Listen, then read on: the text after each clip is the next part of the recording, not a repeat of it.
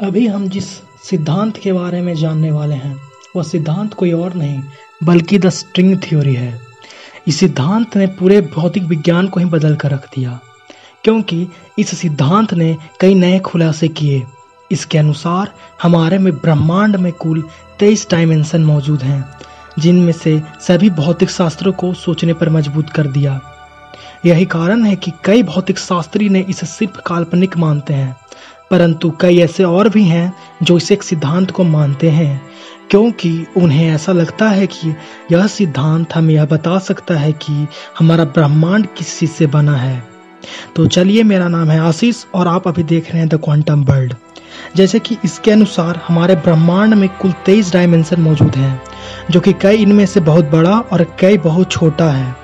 अगर हम इसे सरल भाषा में समझना चाहते हैं तो चलिए हमारे साथ। अगर मैं आपसे यह कहूं कि आप बिजली के तार को कुछ दूर से देखें तो वह आपको कैसा लगेगा, तो आप मुझसे यह कहोगे कि वह मुझे एक डायमेंशन में स्थिर नजर आ रहा है, जिसमें मैं सिर्फ आगे और पीछे जा सकता हूँ। लेकिन मैं अगर यही बात आपको चींटी की नज़र से देखने को कहूँ तो आप मुझे क्या कहोगे? तब मुझे आप कहोगे क्या एक डायमेंशन ज़्यादा, जहाँ तो मैं आगे पीछे और ऊपर नीचे जा सकते हैं। तो इससे यह पता चलता है कि यह देखने वाला पर निर्भर करता है। हालांकि हम इंसान विज्ञान के क्षेत्र में काफ़ी आगे निकल चुके हैं। इनमें से बहुत लोग को यह लगता है कि हम अब एक्सटेंट पॉइंट पे हैं, यानी कि ज़्यादातर हम इंसान को यह लगता है कि हम विज्ञान को काफ़ी जान चुके हैं और अब ज़्यादा कुछ बचा नहीं है जानने के लिए। पर सच्चाई तो यह है कि हम अगर ब्रह्मांड की नज़र से देखें तो हम इंसान अभी शुरुआती दौर में हैं और हमें अभी बहुत कुछ जानना बाकी है। ध्यान से सोचने पर आप यह पाओगे कि शुरुआत से जब इंसान इन चीज़ का खोज कर रहा है, जब इसके बारे में सोच रहा है और चीज़ों को समझना शुरू किया है, तब से नया चीज़ का खोज और आविष्कार कर रहा है। लेकिन इसके साथ कंप्लीशन भी बढ़ते जा रहा है। हम जितना गहरा इसके बारे में सोचते हैं, कोशिश कर रहे हैं सोचने के लिए, हम उसमें उतने उलझते जा रहे हैं। और हम जितना गहरा इसमें समझने का कोशिश करते हैं, हम उतने ही नए सवालों के साथ आ जाते हैं। उनमें से ही एक ऐसा सिद्धांत है जो कि रोचक तो है, उतना ही विवादास्पद भी है। चलिए, तो अब हम स्ट्रिंग थ्योरी को विस्तार में समझने का कोशिश करते हैं। तो चलिए, हम यह जानते हैं कि यह सिद्धांत असल में फेमस होने लायक है या नहीं। इसे एक काल्पनिक सिद्धांत मानकर इग्नोर कर देना चाहिए। मेरा नाम है आशीष और आप अभी क्वांटम वर्ल्ड देख रहे हैं। हमें शुरू से ही ब्रह्मांड को जानने का दिलचस्पी रही है। हमें बहुत ब्रह्मांड को रोचक और बातें को जानने में हमें दिलचस्पी दशकों से रही है। इसलिए हमने चीज़ों को पढ़ा, लेकिन कहीं ना कहीं हमें संतुष्टि नहीं मिली। अपने खोज से ही शुरू से ही हमें यह लगता था कि हमारे ब्रह्मांड में सबसे छोटा चीज़ एटम है, लेकिन नए टेक्नोलॉजी के आने के बाद हम पार्टिकल को काफ़ी तेज़ी से टकराए और तब जाकर हमें एलिमेंट्री पार्टिकल मिले, जिसे सबसे छोटा पार्टिकल था, जिसे और भी तोड़ा नहीं जा सकता था। यह एलिमेंट्री पार्टिकल इतने छोटे छोटे हैं कि इन्हें और तोड़ना इम्पॉसिबल जैसा था और इससे छोटी और चीज़ नहीं हो सकती थी, कम से कम अभी तक तो नहीं। हमें यही लगता है, लेकिन दिक्कत तो तब हुई जब हम उन एलिमेंट्री पार्टिकल को देखने का कोशिश किए, पर वह इतने छोटे थे कि लाइट उनके बीच से निकल जाती थी। इसका मतलब यह है कि हम उन्हें देख नहीं सकते थे। बिना किसी चीज़ को देखे जानना असंभव जैसा था। लेकिन अब आप यह सोच रहे होंगे कि लाइट पार्टिकल के बीच में से कैसे निकल जाता होगा।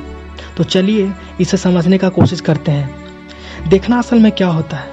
दरअसल लाइट का बीम किसी भी चीज़ से टकरा के रिफ्लेक्ट होती है और हमारे आँख में उसका इमेज बनाती है, परंतु यह एलिमेंट्री पार्टिकल इतने छोटे छोटे हैं कि इनके बीच से इलेक्ट्रोमैग्नेटिक वेव निकल के पार हो जाती है।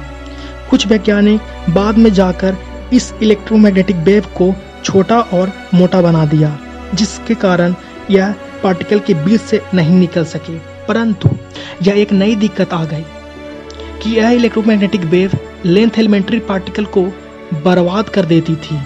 जैसे जैसे हम इलेक्ट्रोमैग्नेटिक वेव को मोटा बनाते गए, वैसे ही वैसे उसकी एनर्जी बढ़ते जा रही थी और और इसके ज़्यादा एनर्जी के कारण ही एलिमेंट्री पार्टिकल को अपने नेचुरल स्टेट में दिखाई ही नहीं देता था और बहुत कोशिश करने के बाद भी हमें सिर्फ एक धुंधला सा स्फीयर दिखता था।